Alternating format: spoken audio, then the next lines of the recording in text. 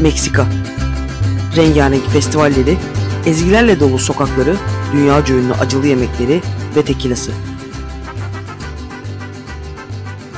Bugün tanıdığımız bu coşkulu kimliğin ötesine geçtiğimizde ise tarihin derinliklerinde Maya, Toltek, Olmec ve özellikle Aztekler gibi kadim uygarlıkların izleriyle karşılaşıyoruz. Bu topraklar sadece zengin bir kültürü değil, aynı zamanda insanlığın hayal gücünü de zorlayan inanılmaz hikayelerin beşiği. Aztekler bu topraklarda kurulan son büyük uygarlıktı. İmparatorluklarının ihtişamı gökyüzüne meydan okuyan piramitlerinde, ileri tarım tekniklerinde ve karmaşık dini ritüellerinde kendini gösteriyordu. Bugün Meksika'nın kültürel dokusunda bile Azteklerin yansımalarını hissediyoruz. Ancak bu muhteşem uygarlık İspanyolların gelişiyle birlikte savaşın ve hastalıkların pençesinde tarih sahnesinden silindi. Orta Çağ'ın en güçlü imparatorluklarından birini kuran, inşa ettikleri medeniyetin izlerini hala yaşatan Aztekler. Bu kadim medeniyet hakkında ne kadar az şey biliyoruz. Kuruldular, büyük bir imparatorluk oldular fakat asırlar boyu hüküm süremeden işgalci İspanyollar tarafından ortadan kaldırıldılar.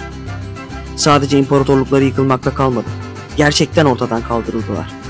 Üstelik bugün biyolojik silah diyebileceğimiz bir kitle imha yöntemiyle birer birer öldürüldüler. Bu videoda Azteklerin günlük yaşamlarını ve inançlarını değil, aynı zamanda İspanyolların bu büyük medeniyeti nasıl yok ettiklerini de keşfedeceğiz. Ve daha da önemlisi, Meksika'nın bugünkü kimliğinde Azteklerden kalan izlerin nasıl yaşadığını göreceğiz. Azteklerin tarihine dair bugüne kadar duymadığınız detaylarla dolu bu yolculuk sizi hem şaşırtacak hem de büyüleyecek. Hazırsanız Orta Amerika'nın kalbine, Azteklerin sırlarla dolu dünyasına birlikte adım atalım. Daha derinlere dalmadan önce videoyu beğenir ve arkadaşlarınızla da paylaşırsanız seviniriz. Ayrıca abone olmanız ve bildirim zilini açmanız bizim de videolara devam edebilmemizi sağlayacak. Şimdiden teşekkürler. Zaman yolculuğumuza 14. yüzyılda Meksika Vadisi'nde başlıyoruz. Burası Nahua halklarından biri olan Azteklerin bölgeye göçlerinin ardından büyük bir imparatorluk kuracakları yer. Peki Aztekler nereden geldiler? Nasıl bir dil konuşuyorlardı? Gizemli geçmişleri hakkında neler biliyoruz? Aztek ismi aslında Avrupalıların koyduğu bir isim. Onlar kendilerine Meksika diyorlardı. Yine de biz video boyunca bilinen isim olan Aztekler demeye devam edeceğiz. 1300'lü yılların başında bugünkü Meksiko City'nin yer aldığı bölgeye gelen Aztekler avcı toplayıcı bir gruptu ve o zamana kadar yerleşik bir düzene sahip değillerdi. Tıpkı Türklerin Ergenekon destanında olduğu gibi onların da mitolojik bir ortaya çıkış hikayeleri var. Bugün nerede olduğu hala tam olarak bilinmese de Aztek dilinde beyaz ülke anlamına gelen Aztlan adı verilen yeri terk etmek zorunda kalıyorlar. Milattan sonra 1100'lü yıllarda başlarında bir rahip kralla yolculuğa başlayan Aztekler, bu rahip kralın isteğiyle kaktüs üzerinde bir kartalın yılanı yediği yeri aramaya başlıyorlar. Uzun bir süre yolculuk arayışları devam ediyor ve Orta Amerika'ya kadar ilerliyorlar. Bu mitolojik hikaye günümüzde Meksika halkı için de hala önemini korumaya devam ediyor. Öyle ki bugünkü Meksika bayrağına baktığımızda bu hikayenin anahtar kelimelerini bir arada bulabiliyoruz. Yurt arayışları 1300'lü yılların başında Texcoco Gölü'ndeki bataklıklarda son buluyor. Bu topraklarda iki büyük medeniyet kurmuş olan Mayalar ve Tolteklerin ardından birçok küçük şehir devleti ve birbirine üstünlük kurmaya çalışan birçok kralın olduğu geniş coğrafyada gittikleri hiçbir yerde istenmeyen Azteklerin ancak kimsenin yaşamak istemediği bu bataklıklarda barınmalarına izin veriliyor. Fakat Aztekler burayı canı gönülden bir yurt olarak benimsiyorlar. Çok geçmeden de efsanevi başkentleri Tenochtitlan'ı buraya kuruyorlar. Büyük Aztek medeniyetinin temelleri Texcoco Gölü'nün bataklıklarındaki küçük adacıklarda atılıyor. Nasıl mı? Çok çalışkan bir toplum olan Aztekler bu bataklıkları kurutarak işe başlıyorlar. Ardından göldeki büyük adanın üzerine ilk şehirlerini kuruyorlar. Daha sonra küçük adacıkları doldurarak genişletiyor ve yeni yapay adalar oluşturuyorlar. Bugün tamamen kurumuş olsa da devasa gölün üzerindeki birçok ada ve bu adaları birbirine bağlayan köprülerle muhteşem bir imparatorluk inşa ediyorlar.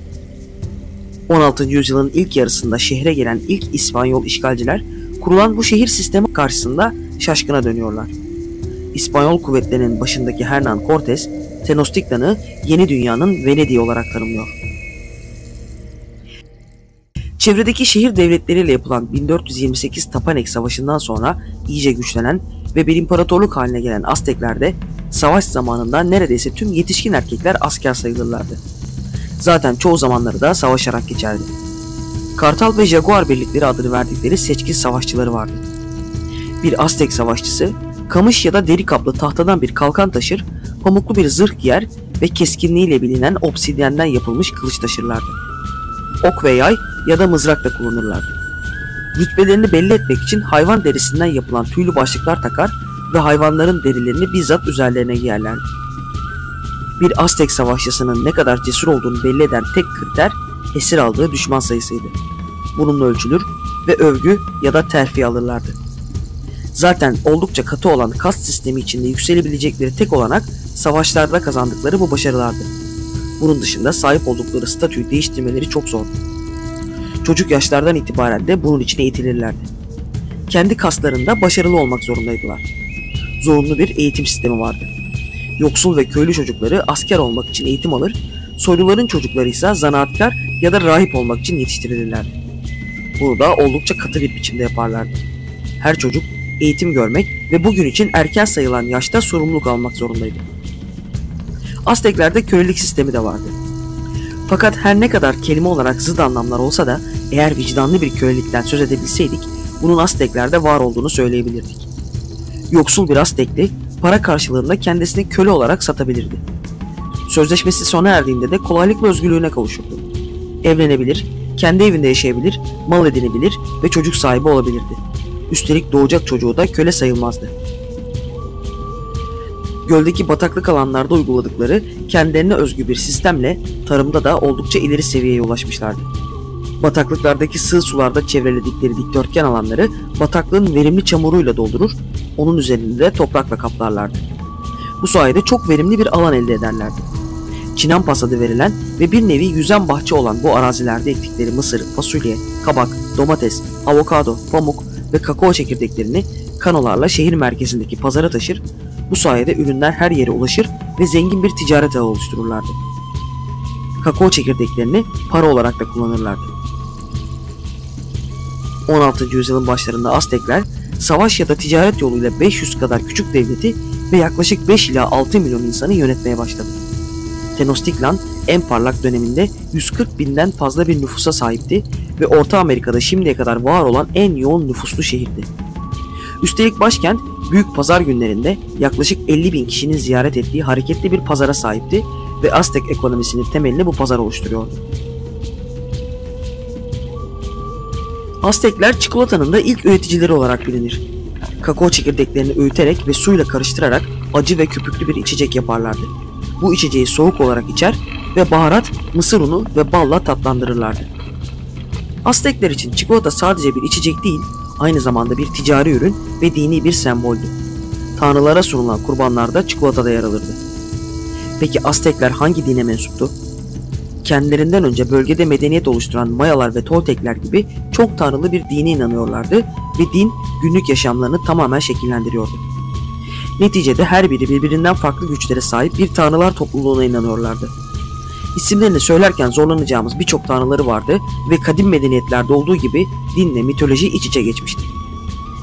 260 günden oluşan bir döngüde takvimleri vardı ve bu takvim birçok dini ayininde uygulanabilmesi için oluşturulmuştu. Bu ayinlerin başında da insan kurban etme ritüelleri geliyordu.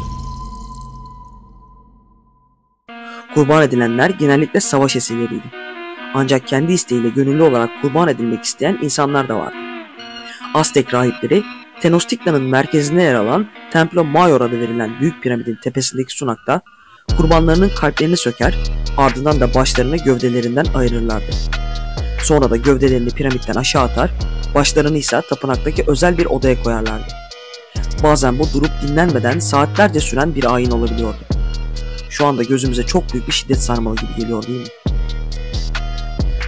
16. yüzyılın başlarında Hernán Cortés liderliğindeki İspanyol işgalciler Aztek İmparatorluğu'nun zengin topraklarına ayak bastılar.